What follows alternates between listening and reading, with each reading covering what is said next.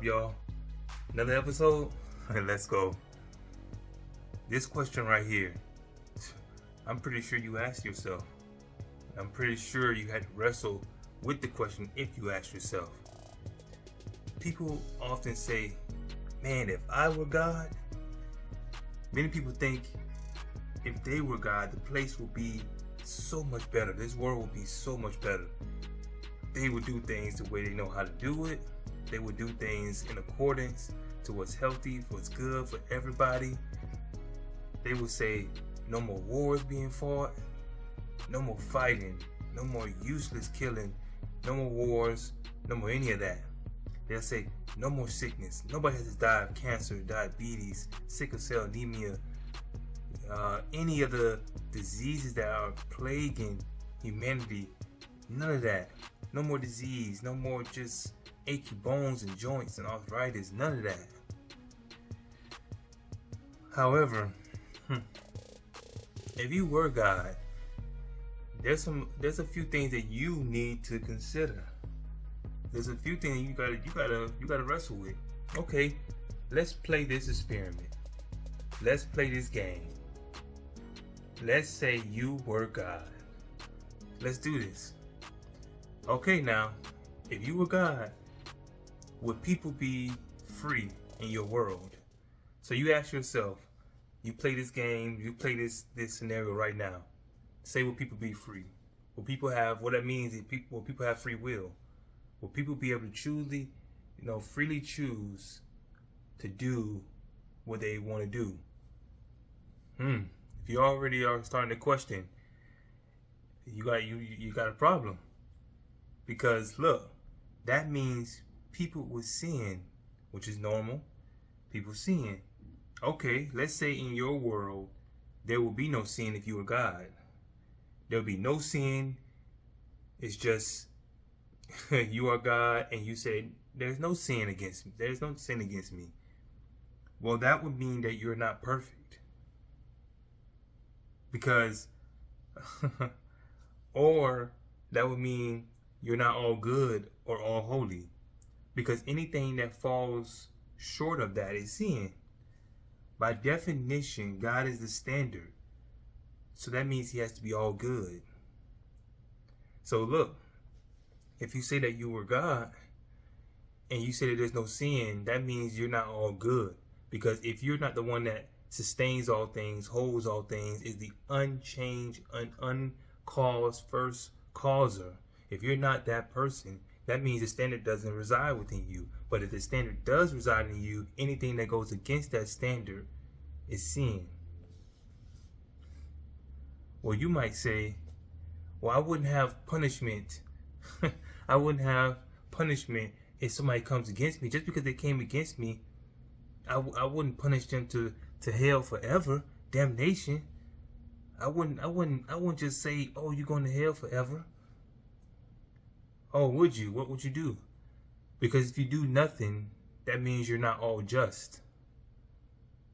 Because a guy who is God has to be complete, 100% just. He has to have justice. Because if there was just free, even kill, then that means there was no consequences for nothing you do.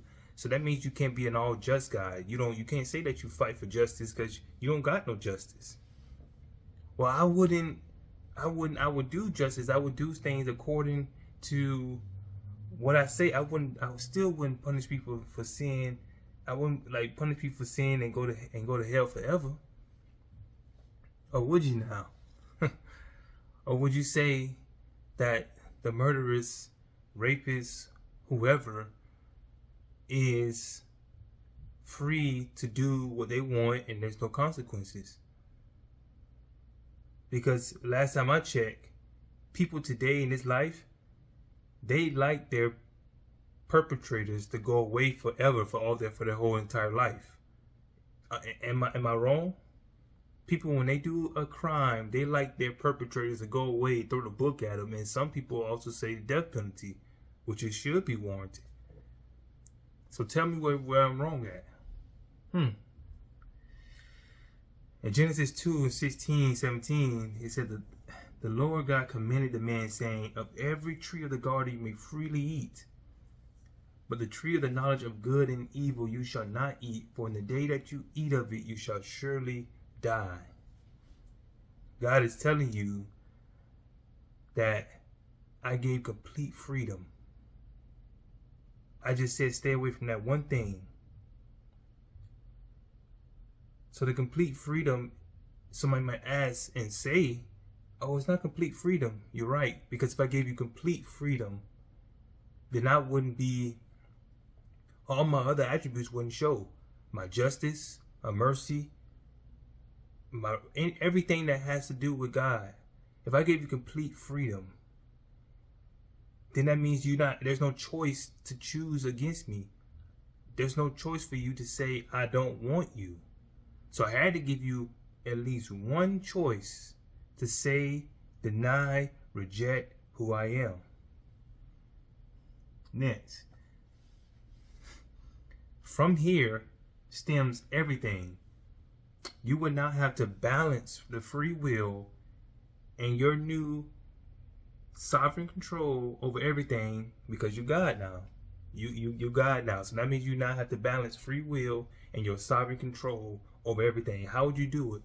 How would you balance the free will, and how would you balance and say somebody killed somebody, and you balance the free will? You had to allow them to choose evil, but at the same time protect the person. Would you step in every single time? Because if you do step in every single time, now you are stopping that person from freely committing that act. So how would you balance it? Like, tell yourself, how would you balance it? If you say you was God, how would you balance it? Because if you stop in every evil, every sin, that means you're no longer allowing people to freely choose wicked and choose things that are against you. So how would you do it? Here's a saying. The saying goes, if I was God, I wouldn't change a thing, because I would then know what God knows. If I was God, I wouldn't change a thing, because I would then know what he knows. And if I know what he knows, I know that I had to do it the way he did it. 1 Corinthians 2, 11 and 13. For what man knows the things of a man except the spirit of the man which is in him? Even so, no one knows the things of God except the Spirit of God. Now we have received not the spirit of the world, but the Spirit who is from God, that we might know the things that have been freely given to us by God. These things we also speak, not in words which man wisdom teach, but the Holy Spirit teaches, comparing spiritual things to those things are spiritual. So it's like you don't know the mind of God. You can't even comprehend the things of God. You trying, but you can't. His ways are past our ways. His thoughts are past our thoughts. So before you come and step into God and saying, I can do your job, he's saying, first master at being a human. Oh yeah, you already tried that and you failed. You can't even master being a human. Don't dare think you can come for my job.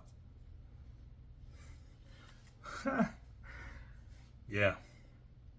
Now, here's this amazing story. Oh my goodness. Here's this amazing story. So here you have Solomon. God asked her, he's like, what do you want, Solomon? Like, what do you want? Solomon said, man, I seen how you helped my daddy. I seen how you are God. Man, Lord, give me the wisdom. I'm not worried about any other thing. I want to be wise so I know how to rightfully discern between truth and false, righteousness and unrighteousness. I want the wisdom to be able to discern between good and evil. God said, man, okay, I will bless you with wisdom, so much so that you will be the wisest person who ever lived. And he's like, on top of that, I'm going to give you all the things you didn't even ask for. I'm going to give you those riches, all that, the stature, the highness. I'm going to give you all that because you didn't even ask for that, and I'm going to give it to you. So, what happened immediately after that? Here's the story. It's a great story. I don't know if you know this, but check this out. Many people do, but let's look at this. Here's the wisdom of God in Solomon. 1 Kings 3:16, starting at 16. Now two women who were prostitutes came to the king, stood before him. Once one woman said, "Oh my lord, this woman and I, we dwell in the same house. I gave birth while she was in the house." Then it happened, the third day after I had given birth, that this woman also gave birth to a child. We were together. No one was with us in the house except the two of us in the house. And this woman's son died in the night because she, while sleeping, she rolled on him and laid on him, and he died. So she arose in the middle of the night and then took my son from my side while I was sleeping, and laid him in her bosom, and laid her dead child in my bosom. And when I rose in the morning to nurse my son, there he was dead. But when I had examined him in the morning, indeed, he was not my son who I gave birth to. Then the other woman said, "No, the living one is my son, and the dead one is your son." The first woman said, "No, but the dead one is your son. The living one is mine." After they said this to the king said, the one says, "This is my son who lives," and the other one says, "This is my son who lives." Whose sons is it? So the king said, "Bring me a sword." So they brought out a sword before the king. And the king said, "Divide the living son into two parts. Give one part to one mom, the other part to the other mom." Then the woman who was the rightful mother of the son spoke to the king, for she said, yearning with compassion, and said, "No, Lord, give the child to this woman, and by no means kill him." But the other said, "Nah, let him be neither mine or yours. Now divide him in half." So the king answered and said, "Give the child to the first woman, and by no means kill him. She is the rightful mother." All of Israel heard of the judgment which the king had rendered. They feared the king, for they saw that the wisdom of God was with him to administer justice. You gotta be kidding me. No DNA test, no nothing. And they had the wisdom of God to direct them. Man. So if you were God, how would you do it? Many people ask that question. They think that they know what God knows, but you can't even comprehend. What did John the Baptist say? He said, "I'm not even worthy to strap on his sandals." I'm not worthy enough to do that. And like I said in the post that I had before, I was like, something as horrible as death. We are not worthy, and we're not worthy enough to even die, give up our life. It's like, God is like, "I don't even need you to die for me." That's how unworthy you are. I had to come down and do it myself because you're not even worthy enough to lay down your life. Something as bad as death, you can't even do that. Man. So the next time you're thinking that you can run the ship better than God, remember that he built the ship, and then that he's the best person to operate the ship. God is the one who establishes, ordains all things.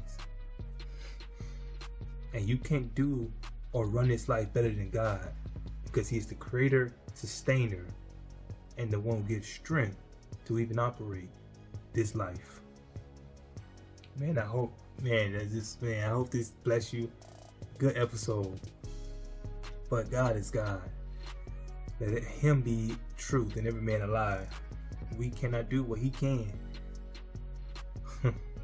But he can do what we can't.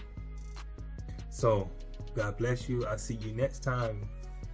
Lord's willing. The word spoken. Peace.